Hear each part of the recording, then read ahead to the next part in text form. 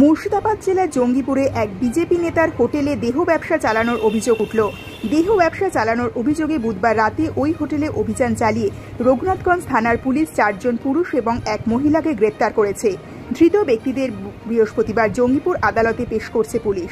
Jangipur police জেলার super আনন্দ রায় জানান, পুলিশি অভিযানের পর থেকে ওই হোটেলের মালিক পলাতক, তার সন্ধানে তল্লাশি চালানো হচ্ছে।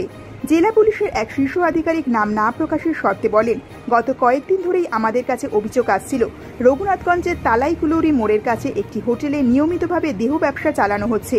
ওই অভিযোগের ভিত্তিতে বুধবার রাতে রঘুনাথগঞ্জ থানার পুলিশ আহার নামে ওই হোটেলে অভিযান চালায়। সেখান থেকে 4 জন পুরুষ এবং একজন মহিলাকে অসংলগ্ন অবস্থায় গ্রেপ্তার করে পুলিশ। ওই আধিকারিক আরও বলেন, প্রাথমিক তদন্তে আমরা জানতে পেরেছি গোলাম মোদাসের ওরফে বাপি নামে এক ব্যক্তি ওই হোটেলটি চালাচ্ছিলেন। তবে পুলিশি অভিযানের পর থেকেই বাপির খোঁজ পাওয়া যাচ্ছে না। স্থানীয় সূত্রে জানা গেছে, বাপি এলাকায় বিজেপির একজন প্রভাবশালী নেতা হিসাবে পরিচিত। 21 বিধানসভা নির্বাচনে বাপি রঘুনাথগঞ্জ বিধানসভা কেন্দ্রে তৃণমূল প্রার্থী আখরুজ্জামানের বিরুদ্ধে প্রতিদ্বন্দ্বিতা করে পরাজিত হন।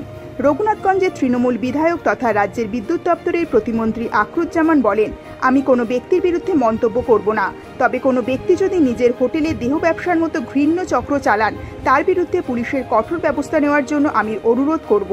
অন্যদিকে বিজেপির জঙ্গিপুর সাংগঠনিক জেলা সভাপতি ধনঞ্জয় ঘোষ বলেন, 21 বিধানসভা নির্বাচনে পরাজয়ের পর থেকে উনি দলের সাথে কোনো যোগাযোগ রাখেন না। উনি বর্তমানে সংগঠনের কোনো পদেও নেই। এমনকি এবছর লোকসভা নির্বাচনে উনি দলের হয়ে কোনো কাজ করেননি। তাই ওই ব্যক্তির কোনো অপরাধমূলক কাজের দায়ভার বিজেপি দল নেবে না।